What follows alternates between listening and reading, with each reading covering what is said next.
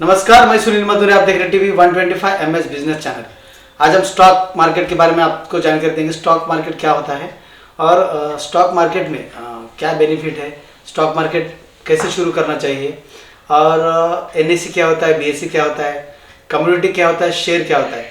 वैभव Dhotre sir हमारे साथ है और आपको हम डिटेल में जानकारी देंगे कि स्टॉक मार्केट में आपको कैसे इन्वेस्टमेंट करना है। सबसे पहले आपका स्वागत है हमारे चैनल में। नमस्ते। तो सबसे पहले सर, अभी कोई नए बंदे हैं जो स्टॉक मार्केट में आना चाहते हैं, तो शुरू में उनको क्या करना पड़ेगा?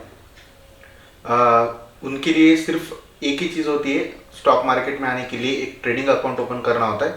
और वो ट्रेडिंग अकाउंट तभी ओपन हो सकता है जब उनके पास पैन कार्ड है और आधार के जो डॉक्यूमेंट्स रहता है, बैंक अकाउंट रहता है। अगर ये सारी चीज़ें, अगर वो ये जो शर्तें होती है, अगर वो मतलब लागू होते हैं उनके पास, और अगर ये सारी चीज़ों की अगर वो पूर्तता करते हैं, वो आराम से स्टॉक मार्केट में अकाउंट ओपन करके एंट्री कर सकते हैं। तो क्या एज होगी, कौन से एज से स्टार्ट कर सकते हैं स्टॉक मार्केट? एज का कोई ऐसा क्राइटेरिया नहीं है, बट 18 साल के ऊपर अगर होता है तो उनके खुद के नाम से वो कर सकते हैं। अगर 18 साल के नीचे अगर होता है तो माइनर में जाता है उनका अकाउंट, माइनर में वो ओपन कर सकते हैं अकाउंट। पर माइनर में जब जाते हैं तो उनका जो भी प्रॉफिट्स वगैरह होता है वो उनके पेरेंट के साथ लिंक होता है इनकम टैक्स के अकॉर्डिंग अगर देखा जाए तो। बट 18 साल के ऊपर कोई भी उनका अकाउंट ओपन कर सकता है और वो एंट्री कर सकते हैं मार्केट में। अच्छा, स्टॉक मार्केट में कम से कम कितने पैसे से अपन स्टार्ट कर सकते हैं? वैसा कोई लिमिट नहीं है, मिनिमम लिमिट भी नहीं है और मैक्सिमम लिमिट भी नहीं है। अगर सपोज एक कंपनी का एक शेयर है जो कि 100 रुपये का है या फिर 50 रुपये का है, तो आप 50-100 रुपये इतने कम अमाउंट से भी आप एंट्री करके वो एक शेयर 2 शेयर आप परचेस कर सकते हो। मिनिमम अमाउंट भी नहीं, लिमिट नहीं है और मैक्सिमम भी लिमिट नहीं है। एटलीस्ट बैंक को तो होती है कि बैंक में पैसे ऐड करने में या फिर विड्रॉ करने में हमें कुछ तो लिमिट या क्राइटेरिया होता है। बट ट्रेडिंग अकाउंट के लिए, स्टॉक मार्केट का जो अकाउंट होता है उसके लिए कोई ऐसा लिमिट नहीं होता है। अच्छा, तो कमोडिटी और शेयर मार्केट, इसमें दोनों में क्या अंतर होता है? देखिए, नाम में ही वो एक्सप्लेन कर चुका है कि कमोडिटी मतलब कोई एक चीज़, तो वो चीज़ कौन सी भी हो सकती है। एक मेटल हो सकता है या फिर एग्रीकल्चरल प्रोडक्ट हो सकता है। अभी मेटल में अगर देखा जाए तो आयरन है, गोल्ड, सिल्वर, एल्यूमिनियम, ये जो मेटल जो है वो ये भी एक कमोडिटी है। और अगर एग्रीकल्चरल कमोडिटी अगर देखा जाए तो कपास है, मतलब कॉटन है, तूर है, और बहुत सारी ऐसी चीज़ें होती है जो एग्रीकल्चर कमोडिटी बोले जाते हैं। और तीसरी एक कमोडिटी टाइप होता है जो कि क्रूड ऑयल होता है और नेचुरल गैस होता है। तो ये कमोडिटी के टाइप में होता है। बट शेयर ऐसा नहीं होता है। शेयर मतलब एक भागीदारी। तो भागीदारी किसकी? कंपनी के ओनरशिप की। अब एक कंपनी, जितने सारे लोग उस कंपनी को होल्ड करते हैं, मतलब उस कंपनी के शेयर्स उनके पास अगर होते हैं तो वो कंपनी के ओनर बन जाते हैं। अगर आपके पास किसी कंपनी का एक शेयर क्यों ना भी हो तो आप उस शेयर के ओनर बन जाते हो। एक शेयर मतलब 1% नहीं होता, क्योंकि एक कंपनी है, समझो बहुत बड़ी कंपनी है और उसके काफी सारे वो टुकड़े कर चुके हैं, तो एक शेयर वो एक छोटा सा टुकड़ा होता है। सपोज ITC कंपनी है, एक एग्जांपल में बताता हूँ। ITC मतलब इंडिया टोबैको कंपनी। क्लासमेट के बुक्स भी आते हैं और उनके होटल्स भी है, बहुत सारे उनका बिजनेस है, कॉन्ग्लोमरेट बोलते हैं उसको। तो बहुत सारे सेक्टर में ITC कंपनी इन्वॉल्व है। तो उस एक कंपनी की जो वैल्यूएशन आती है अभी आज के टाइम में 1,05,000 करोड़ की उसकी वैल्यूएशन है। अगर इतना सारा पैसा कोई एक बंदा नहीं दे सकता, इसीलिए क्या करते हैं, उसे बांट देते हैं। तो एक शेयर सपोज कंसिडर कर लेते हैं कि एक शेयर उनका 1 रुपए का है, फेस वैल्यू 1 रुपए का। तो अगर आपके पास एक शेयर अगर है तो वो एक शेयर उसकी फेस वैल्यू है, मार्केट में उसका रेट जो है वो 500 रुपए में भी ट्रेड कर सकता हो करता हो, या फिर 10 रुपए में भी, 15 रुपए में भी, 20 रुपए में भी, उसका कोई वैल्यूएशन नहीं रहता। पर उसकी जो फेस वैल्यू है, मतलब दर्शनी कीमत, वो 1 ही रुपए है। और आपके पास अगर समझ लो ऐसे 2 शेयर है तो आप 2 शेयर के मालिक बन गए ऐसा। तो जब अगर कोई बंदा किसी शेयर को ओन करता है, मतलब वो परचेस करके रखता है, तो उस कंपनी का जो भी प्रॉफिट आएगा उस प्रॉफिट का वो हकदार बन जाता है। तो उसका कंपनी जो भी प्रॉफिट निकालती है एक साल के अंदर, तो वो डिविडेंड के तौर पर उनके अकाउंट में, बैंक अकाउंट में वो डायरेक्टली ट्रांसफर कर देती है। अच्छा, तो इसके अंदर एनएससी भी होता है और बीएससी भी होता है। तो एनएससी में क्या कौन से कंपनीज होते हैं और फिर बीएससी में कौन से कंपनीज होते हैं और दोनों में अंतर क्या है? हाँ, तो एनएससी का लॉन्ग फॉर्म ये है कि नेशनल स्टॉक एक्सचेंज, और बीएससी का लॉन्ग फॉर्म है कि बॉम्बे स्टॉक एक्सचेंज। तो वो एक मार्केट से, एक सपोज एक चीज देख लो कि एक मोबाइल है समझो, तो आप वो मोबाइल सेम मुंबई में भी ले सकते हो, दिल्ली में भी ले सकते हो और सिंगापुर में भी ले सकते हो, सेम मोबाइल। तो जिस लोकेशन पे आप ले रहे हो वो वहां का मार्केट हो गया। ओके, तो शेयर कहां से ले रहे हो that is not a big problem, मतलब वो कोई प्रॉब्लम हुआ या फिर कोई बड़ी चीज नहीं है। आप कहां से भी ले सकते हो, बॉम्बे स्टॉक एक्सचेंज से या फिर नेशनल स्टॉक एक्सचेंज से, बट एक ही चीज होती है कि वो कंपनी उस एक्सचेंज में लिस्टेड होनी चाहिए। अगर लिस्टेड होती है तो ही आप उस मार्केट से या एक्सचेंज से आप शेयर परचेस कर सकते हो। आप ये भी कर सकते हो कि एनएससी में लेकर बीएससी में सेल कर सकते हो, मतलब आज आपने एनएससी में लिया और कल आप बीएससी में सेल कर सकते हो, वो चलता है। और बट आज के आज मैं एनएससी में लूं और आज के आज बीएससी में बेच दूं, ये पॉसिबल नहीं होता। तो सिर्फ वो एक मार्केट से, एक्सचेंज से, उसमें कोई रिलेवेंट मतलब इतना बड़ा चीज नहीं होता है वो। तो कुछ लोग बोलते हैं कि स्टॉक मार्केट एक जुआ भी है, क्या ये सच में एक जुआ है? नहीं, मेरे ख्याल से अभी देखिए बहुत सारे लोग ऐसे होते हैं कि मार्केट में जब वो आते हैं, एंट्री करते हैं, तो बहुत सारे लोग बोलते हैं उनको कि आप वो उसमें ज़्यादा मत इन्वॉल्व हो जाओ, वो बहुत बढ़िया, बहुत बहुत रिस्की चीज़ है और आपके पैसे बहुत मतलब पूरे के पूरे डूबने के चांसेस होते हैं। बट देखिए सेम चीज़ है, स्टॉक मार्केट में कुछ लोग कंगाल बन चुके हैं और कुछ लोग करोड़पति अमीर बन चुके हैं। तो ऐसी चीज नहीं होती है, और गवर्नमेंट इसको सपोर्ट क्यों करेगी अगर ये जुआ है तो?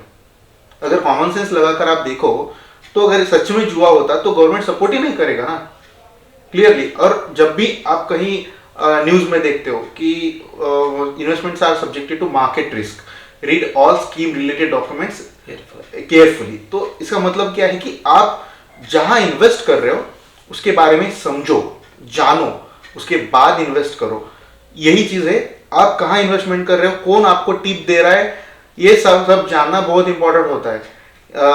कोई ऐसे कंपनीज होती है जो बहुत बड़े कंपनीज होती है जिसपे आप पैसे लगाओगे तो वो रिस्क होने के चांसेस, मतलब लॉस होने के चांसेस ना के बराबर होते हैं in the long run. Short run में थोड़ा बहुत नीचे ऊपर चलता है मार्केट, इसीलिए तो है, बट आपका पूरा पूरा पैसा जाएगा ऐसा तो नहीं होगा। और अगर आप किसी अच्छे फाइनेंशियल एडवाइजर की अगर सलाह लेकर एंट्री करते हो ना, तो आपके लिए बहुत बेनिफिशियल और अच्छा साबित हो सकता है। आपके लॉस होने के जो चांसेस होते हैं लॉन्ग रन में ना के बराबर होते हैं। तो ये जुआ तो बिल्कुल भी नहीं है, बट आप जुआ करना चाहो आराम से कर सकते हो। नहीं, ये सवाल कुछ लोगों का था कि वो ऐसा बोलते कि उसको जुआ बोलते, तो इसमें लॉस नहीं होने के लिए क्या करना पड़ेगा? लॉस ना हो इसीलिए आपको सबसे पहले आपको उतने ही पैसे डालने चाहिए जितने पैसों की आपको जरूरत ना हो। सपोज एक महीने में आपको किसी को पैसे देने हैं या फिर आपके घर में सच में उस पैसों की जरूरत होती है घर खर्चा चलाने के लिए, और वो पैसा आप स्टॉक मार्केट में डाल रहे हो एक एक्सपेक्टेशन लगाकर कि इससे मुझे पैसा आएगा और मैं घर खर्चा भी चलाऊंगा या फिर किसी का पेमेंट कर सकता हूँ, करूंगा, और वो जो प्रॉफिट रहेगा वो प्रॉफिट मेरा हो जाएगा। But flip side, on a contrary side, आप ये भी देखना चाहिए कि अगर वहां से लॉस हो सकता है तो वो मुझे बेयर करने के लायक हूं क्या, मैं कितने बेयर करने के लायक हूं, कितना बेयर कर सकता हूं, ये भी इंपॉर्टेंट चीज होती है। क्योंकि अगर पैसा आना बहुत सबको आना ही अच्छा लगता है, किसी को कोई ये नहीं चाहता है कि हमारे पैसे चले जाए। बट यहाँ मार्केट में क्या होता है कि कभी कभी अनसर्टेनिटीज को भी फेस करना पड़ता है। बट अगर आपके पास नॉलेज नहीं है तो मैं कहता हूँ कि आपको जितने पैसे की जरूरत ना हो वही उतना ही पैसा आप धीरे धीरे करके इन द लॉन्ग रन आप इन्वेस्टमेंट कीजिए। SIP के तरीके से ही कर सकते हो, म्यूचुअल फंड्स के थ्रू, या फिर खुद से भी कर सकते हो। बट अगर आपके पास अगर अच्छा नॉलेज है तो ही। और दूसरी चीज ये है कि आपको पेशेंस रखना बहुत इंपॉर्टेंट है। कोई अच्छी कंपनी है, आपने इन्वेस्टमेंट किया है तो उसके ऊपर इन्वेस्टमेंट करने से पहले ही आपको सोच लेना चाहिए कि सच में मुझे ये ये इन्वेस्टमेंट करनी चाहिए या नहीं। एक बार इन्वेस्टमेंट करने के बाद में वो मतलब अपना जो माइंड है ना कि प्रॉफिट देगा या लॉस देगा, प्रॉफिट देगा या लॉस देगा, ये सोचना नहीं है। पहले जो होता है, सब कुछ पहले होता है, अच्छे से एनालाइज करो, इन्वेस्ट करो, इन्वेस्ट करने के बाद आप रिलैक्स हो जाओ। एक कहते हैं ना कि buy right and sit tight, ये चीज होती है। तो एक बार आप अच्छे से अच्छा स्टॉक में, अच्छे कंपनी में इन्वेस्टमेंट कीजिए और बाद में रिलैक्स हो जाइए।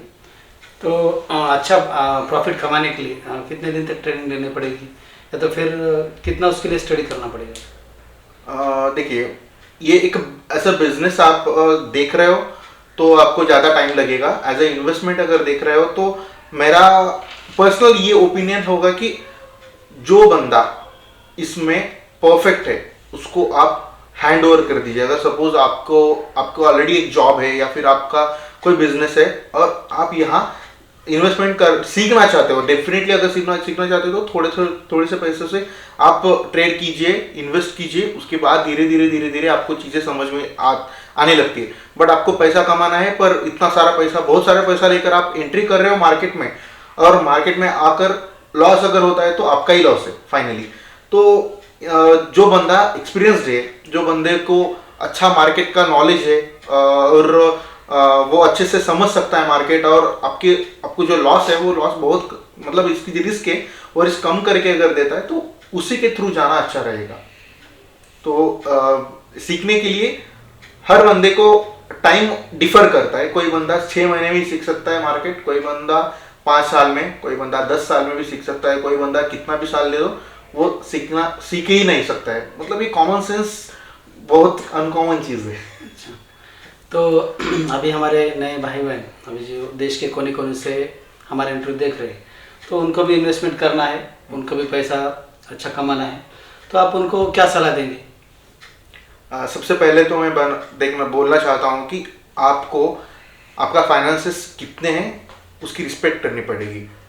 कभी भी मार्केट में दूसरों का पैसा उठाकर, लोन से पैसा लेकर यहाँ नहीं आना चाहिए। सबसे पहली चीज़ है, अगर थोड़ा सा प्रॉफिट, अगर आपको लगता भी है कि मुझे अच्छा खासा प्रॉफिट आ रहा है 5-6 महीनों में और मैं अभी लोन उठाकर लेकर आ सकता हूँ, तो डेफिनेटली ऐसा मत कीजिए, क्योंकि ये बहुत रिस्की हो सकता है। और दूसरा चीज़ ये है कि अगर आपको इन्वेस्टमेंट धीरे धीरे स्टार्ट करना है तो पहले आप ट्रेडिंग अकाउंट ओपन कीजिए, और जितनी भी आपकी रिस्क है कम से कम, सपोज 500 रुपये, अगर 500 रुपये से आप स्टार्ट करना चाहते हो तो डेफिनेटली 500 रुपये लेकर आइए, ट्रेड कीजिए, थोड़ा थोड़ा 1 महीना, 2 महीने, 3 महीने आप डाल दीजिए। और बिजनेस टीवी चैनल्स होते हैं, मैं किसी चैनल का नाम नहीं लेना चाहता हूँ, बट आप चैनल देख सकते हो, यूट्यूब पे बहुत सारे वीडियोज है, उनसे भी आप सीख सकते हो मार्केट। टेक्निकल एनालिसिस होता है, उसमें बहुत सारे टाइप्स होते हैं एनालिसिस करने के। फंडामेंटल एनालिसिस होता है, टेक्निकल एनालिसिस होता है, प्राइस एक्शन होता है, और क्वालिटेटिव एनालिसिस होता है।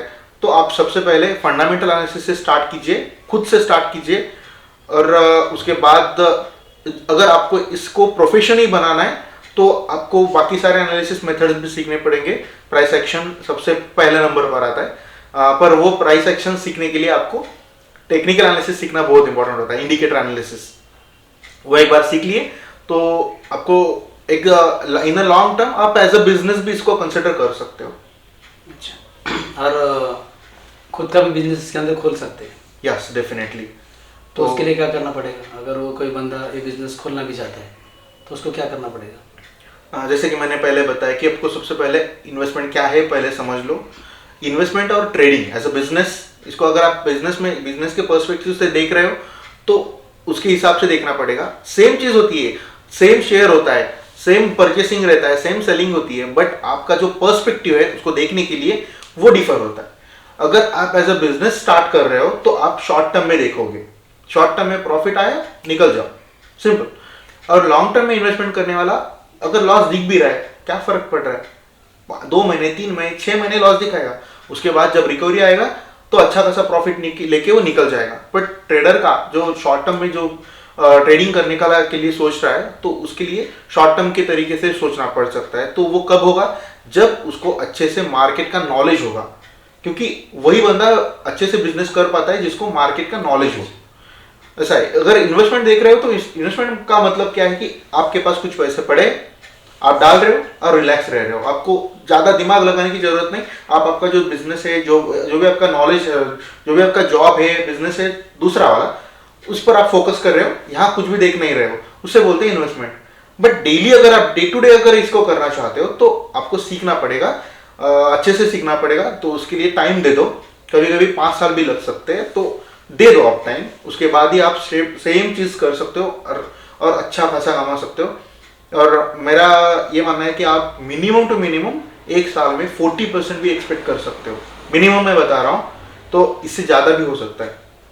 कुछ कुछ लोग हैं वो 100% रिटर्न तक कमाए हैं, पर एज ए इन्वेस्टमेंट अगर देखा जाए तो इतना ज़्यादा रिटर्न्स एक्सपेक्ट मत कीजिए। यस। तो ये थे धोत्रे सर, इन्होंने स्टॉक मार्केट के बारे में बहुत अच्छी जानकारी दी है। सोच समझ के आप इन्वेस्टमेंट कीजिए, खुद का अकाउंट ओपन कीजिए, फिर 500 रुपये से भी आप शुरू कर सकते हैं। 500 रुपये डाल के भी आप ट्रेडिंग कर सकते हैं, छोटे छोटे शेयर लेके आप शुरू कर सकते हैं और प्रॉफिट भी बहुत अच्छा है। ये सीरीज़ हम अभी स्टार्ट करने वाले हैं स्टॉक मार्केट के बारे में, तो अभी आप वीडियो देखते रहिए। और ज़्यादा एक बात बताना चाहता हूँ, पेड़ ज़रूर लगाइए, पानी ज़रूर बचाइए, टैक्स ज़रूर भरिए, हमारे चैनल को लाइक कीजिए, शेयर कीजिए, सब्सक्राइब कीजिए। धन्यवाद।